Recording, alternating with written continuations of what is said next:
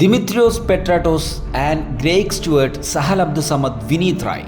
അങ്ങനെ വമ്പന്മാരില്ലാത്തൊരു പോരാട്ടത്തിനാണ് കൊമ്പന്മാർ ഇറങ്ങാനായിട്ടിരിക്കുന്നത്. Yes, Indian El Clasico, Mohun Bagan super giants versus Kerala Blasters. Kerala ബ്ലാസ്റ്റേഴ്സിനെ സംബന്ധിച്ചിടത്തോളം ഇതാണ് ഈ ടേബിൾ ലീഗിലെ അവരുടെ ഫൈനൽ പോരാട്ടം. അതായത് ഈ ഒരു മത്സരം വിജയിച്ചാലേ ഇനി കേരള ബ്ലാസ്റ്റേഴ്സിന് ഒരു ചെറിയ ചാൻസ് ഒക്കെ ഉള്ളൂ എന്നുള്ളതാണ്. അപ്പോൾ നമ്മൾ ഇന്നത്തെ വീഡിയോയിലൂടെ നോക്കാനായിട്ട് പോകുന്നത് ഈ മത്സരത്തിൻ്റെ ഒരു പ്രീ മാച്ച് ടോക്കിംഗ്, അതുപോലെ പ്രിഡിക്ഷൻ സ്കോഡ് ആൻഡ് സ്കോർ, ഇതൊക്കെയാണ്. അപ്പോൾ നിങ്ങളുടെ പ്രിഡിക്ഷൻ ആയിട്ടുള്ള ആ സ്കോർ ഉണ്ടല്ലോ, അത് ജസ്റ്റ് ഒന്ന് കമൻറ്റ് ചെയ്യാം. ഇപ്പോൾ ടേബിൾ ടോപ്പേഴ്സ് ആണ് നമുക്കറിയാം മോഹൻ ബഗാൻ സൂപ്പർ ജയൻസ് എന്ന് പറയുന്നത്. അവർ ഏറെക്കുറെ നല്ല രീതിയിൽ സക്സസ്ഫുൾ ആയിട്ടുള്ള ഒരു സീസണാണ് മുന്നോട്ട് കൊണ്ടുപോയിരിക്കുന്നത്. ഷീൽഡ് വിന്നേഴ്സ് ആവാൻ വേണ്ടി ഒരുങ്ങി തയ്യാറായിട്ട് നിൽക്കുന്ന ഒരു ടീമാണ് മോഹൻ ബഗാൻ സൂപ്പർ ജയൻസ്. അവർക്ക് മുമ്പിൽ ഇനിയുള്ളത് ISL ട്രോഫി മാത്രമാണ്. കാരണം ഷീൽഡ് അവർ ഉറപ്പിച്ചു കഴിഞ്ഞു എന്നുള്ളത് യഥാക്രമേണ സത്യമായിട്ടുള്ളൊരു കാര്യമാണ്. ഇതേ സമയം കേരള ബ്ലാസ്റ്റേഴ്സിൻ്റെ അടുത്തേക്ക് വരികയാണെന്നുണ്ടെങ്കിൽ ടേബിളിലെ 8ാം സ്ഥാനക്കാരാണ് കേരള ബ്ലാസ്റ്റേഴ്സ്. സോ ഈ കേരള ബ്ലാസ്റ്റേഴ്സ് ഏറ്റുമുട്ടാൻ നിൽക്കുന്നത് ടേബിളിലെ 1ാം സ്ഥാനക്കാരായിട്ട്. അതായത് ഒരു മരണ പോരാട്ടം കാഴ്ചവെക്കാനായിരിക്കും കൊച്ചി കലൂർ സ്റ്റേഡിയത്തിൽ കേരള ബ്ലാസ്റ്റേഴ്സ് ഇറങ്ങാനായിട്ട് പോകുന്നത്. ഈ മാച്ചിൻ്റെ ആദ്യ പാദത്തിൽ, അതായത് ലീഗിൻ്റെ ആദ്യ പാദത്തിൽ തന്നെ തോൽവിയാണ് കേരള ബ്ലാസ്റ്റേഴ്സിന് സമ്മാനിച്ചിട്ടുള്ളത്. അതും ഒരിക്കലും മറക്കാൻ കഴിയാത്ത ഒരു തോൽവി. ഇഞ്ചുറി ടൈമിലെ ഇടനെഞ്ച് പിളർത്തിയിട്ടുള്ള ആ ഒരു ഗോള്, സത്യം പറഞ്ഞാൽ കേരള ബ്ലാസ്റ്റേഴ്സിനെ സംബന്ധിച്ചിടത്തോളം അന്ന് ഉണ്ടായിട്ടുള്ള ആ ഒരു വേദന, ആരാധകർക്ക് ഉണ്ടായിട്ടുള്ള ആ ഒരു വേദന ഇപ്പോഴും നമ്മൾ അനുഭവിച്ചു കൊണ്ടിരിക്കുന്നുണ്ട്. അതുപോലെ തന്നെ തിരിച്ചടികൾ പ്രതീക്ഷിക്കാൻ പറ്റുന്ന ഒരു കളി തന്നെയാണ്. ഇപ്പോൾ ഫസ്റ്റ് ഹാഫിൽ ഗോൾ ഇട്ടിട്ടില്ല എന്ന് കരുതി സെക്കൻഡ് ഹാഫിൽ ഗോൾ ഇടില്ല, അല്ലെങ്കിൽ നമുക്ക് പിടിച്ചു കെട്ടാം എന്ന് വിചാരിച്ചു കഴിഞ്ഞാൽ തെറ്റുപറ്റി. കാരണം മോഹൻ ബഗാൻ എന്ന് പറയുന്നത് അവരുടെ ബെഞ്ച് സ്ട്രെങ്ത്തും അതുപോലെ ഫസ്റ്റ് ലെവലിൽ ഇറങ്ങുന്ന ആ ഒരു സ്ട്രെങ്ത്തും ഒരുപോലെ ഉപയോഗപ്പെടുത്തുന്ന ടീമാണ്. ഒരുപോലെയുള്ള കളിക്കാരാണ്. അവർക്ക് ആവറേജ് എന്ന് പറയുന്ന ആ ഒരു പൊസിഷൻ കൈകാര്യം ചെയ്യാൻ പറ്റുന്ന കളിക്കാർ ഇല്ല എന്നുള്ളതാണ്. പ്രത്യേകിച്ച് മോഹൻ ബഗാന്റെ ഇത്തവണത്തെ സൈനിങ്ങും ഇന്ത്യൻ താരങ്ങളൊക്കെ നോക്കുകയാണെന്നുണ്ടെങ്കിൽ വെരി ഡേഞ്ചർ ആയിട്ടുള്ള ടീമാണ്. അപ്പോൾ ഏത് നിമിഷവും അവരുടെ സബ്സ്റ്റിറ്റ്യൂഷൻ വരാം, ഗോൾ കണ്ടെത്താനായിട്ട് സാധ്യത ഉണ്ടായേക്കാം. ഇപ്പോൾ ഫോറിൻ താരങ്ങളെക്കാൾ ഡേഞ്ചർ ആയിട്ട് തോന്നുന്നത് അവരുടെ ഇന്ത്യൻ താരങ്ങളാണ് എന്ന് വേണം പറയാൻ. മൻവീർ, ലിസ്റ്റൻ കൊളാസോ, അതുപോലെ തന്നെ നമ്മുടെ ആഷിഖ് കുർണിയൻ, ഇവരെ പോലെയുള്ള വലിയ താരങ്ങൾ, അതായത് ഇന്ത്യൻ ടീമിൽ തന്നെ ഏറ്റവും ടോപ്പിൽ നിൽക്കുന്ന താരങ്ങളാണ് ഇന്ന് മോഹൻ ബഗാൻ സൂപ്പർ ജയൻസിൻ്റെ കീഴിലുള്ളത് എന്ന് ആലോചിക്കണം. അവരുടെ ആ ഒരു ക്ലബിലുള്ളത് എന്ന് ആലോചിക്കേണ്ടതുണ്ട്. ഇപ്പോൾ അറ്റാക്കേഴ്സ് മുതൽ ഡിഫൻസ് വരെ ഗോൾ അടിക്കാൻ കഴിവുള്ളവരാണ്. 4 ഗോൾ അടിച്ച ഡിഫൻഡറാണ് ആൽബർട്ടോ റോഡ്രിഗസ്. തീർന്നില്ല, 6 ഗോൾ അടിച്ച ഒരു ഡിഫൻഡറാണ് സുഭാഷിഷ് ബോസ്. ആലോചിച്ച് നോക്കണം, ഇന്ത്യൻ ഡിഫൻഡറാണ്, 6 ഗോൾ അടിച്ചിട്ടുണ്ട്. ടോം അൾഡ്രഡ് ആണെങ്കിൽ 2 ഗോളും.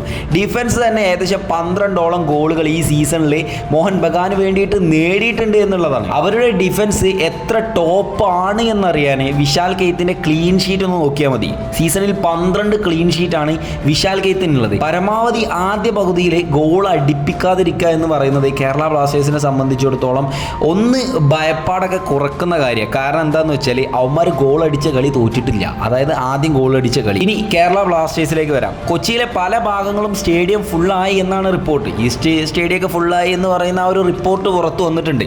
ഇപ്പോൾ ഈ മത്സരത്തിലേക്ക് വരികയാണെന്നുണ്ടെങ്കിൽ നോഹ സദോയി ഇല്ല എന്നുള്ളതാണ്. അതായത് 2 വീക്കോളം അദ്ദേഹത്തിന് ഇഞ്ചുറി ആണ് എന്നുള്ള വാർത്തകളൊക്കെ പുറത്തു വരുന്നുണ്ട്.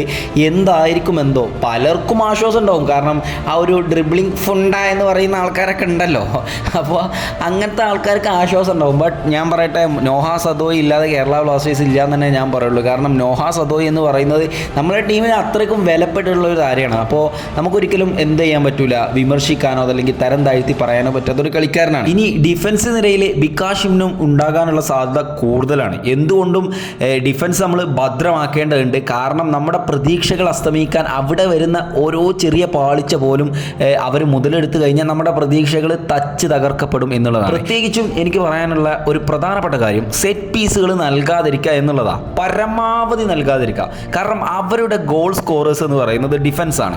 അതായത് ആ അറ്റാക്കിങ്ങിലേക്ക് വന്നു കഴിഞ്ഞാൽ ഹെഡിങ്ങും അതുപോലെ തന്നെ എങ്ങാനും ഗോളാക്കാനുള്ള അവസരങ്ങൾ നെയ്തെടുക്കാൻ സാധ്യതയുള്ള ഡിഫൻസാണ് അവർക്കുള്ളത്. അപ്പോൾ അത് പരമാവധി സെറ്റ് പീസുകൾ കുറച്ച് മോഹൻ ബഗാനെ തളച്ചിടാനുള്ള ശ്രമങ്ങൾ നടത്തണം എന്നുള്ളതാണ്. നോഹ ഇല്ലാത്തത് കൊണ്ട് തന്നെ കഴിഞ്ഞ മത്സരത്തിലെ ആ ഒരു ആദ്യ 11 നമ്മൾ പ്രതീക്ഷിക്കുന്നത്.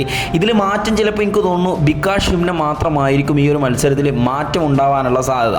ഇപ്പോൾ ഇഷാൻ പണ്ഡിതയെ പോലെയുള്ള താരങ്ങളൊക്കെ ഓൾ സെറ്റാണ്, പ്രതീക്ഷയ്ക്ക് വകയുണ്ട്, താരത്തിനൊരു നല്ല ചാൻസും കിട്ടും. ലൂണയെ കോച്ച് ഉപയോഗിക്കാൻ പോകുന്നത് ആ പഴയ ആ ഒരു ലൂണയായിട്ടായിരിക്കും. ഇവാൻ്റെ കീഴിലൊക്കെ ഉണ്ടായിരുന്ന ആ ഒരു ലൂണ, അതായത് ഒരു ഫ്രീ സ്പേസ് സ്പേസ് ഫ്രീ ആയിട്ട് വിടുന്ന ഒരു കളിക്കാരനായിട്ടായിരിക്കും TG പുരുഷോത്തമൻ ഉപയോഗിക്കാനായിട്ട് പോകുന്നത്. അതാണ് നമുക്ക് ഉപകാരം ഉണ്ടാക്കുന്നതും. ഒരു ഭാഗത്തേക്ക് വരുമ്പോൾ ഇപ്പോൾ ലൂണയും ഡാനിഷ് ഫാറൂഖും ഈ ഫസ്റ്റ് 11-ൽ നിർബന്ധമായിട്ടും ഉണ്ടാകും. കാരണം ഡാനിഷ് ഫാറൂഖ് കഴിഞ്ഞ മത്സരത്തിൽ കാഴ്ചവെച്ച പ്രകടനം കേരള ബ്ലാസ്റ്റേഴ്സ് ആരാധകർ ഒരിക്കലും മറക്കൂല.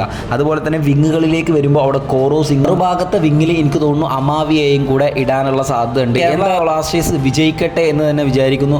നിങ്ങളുടെ സ്കോറും അതുപോലെ തന്നെ സ്കോഡും ജസ്റ്റ് അടിയിലൊന്ന് കമൻറ്റ് ചെയ്യുക. ചാനൽ 100K എന്ന് പറയുന്ന ആ ഒരു ഫാമിലിയിലേക്ക് കുതിച്ചുകൊണ്ടിരിക്കുകയാണ്. നിങ്ങളുടെ വിലയേറിയ ലൈക്കുകൾ മറ്റുള്ളവരിലേക്ക് നമ്മുടെ ചാനൽ സജഷൻ ചെയ്യാനായിട്ട് ഇടയാകുന്നുണ്ട്. സോ ചാനൽ സബ്സ്ക്രൈബ് ചെയ്യുക, വീഡിയോ ഒന്ന് ലൈക്ക് ചെയ്യുക, നിങ്ങളുടെ അഭിപ്രായങ്ങൾ കമൻറ്റ് ചെയ്യുക. മറ്റൊരു വീഡിയോയിൽ വീണ്ടും കണ്ടാം. അതിലേക്കും ബൈ.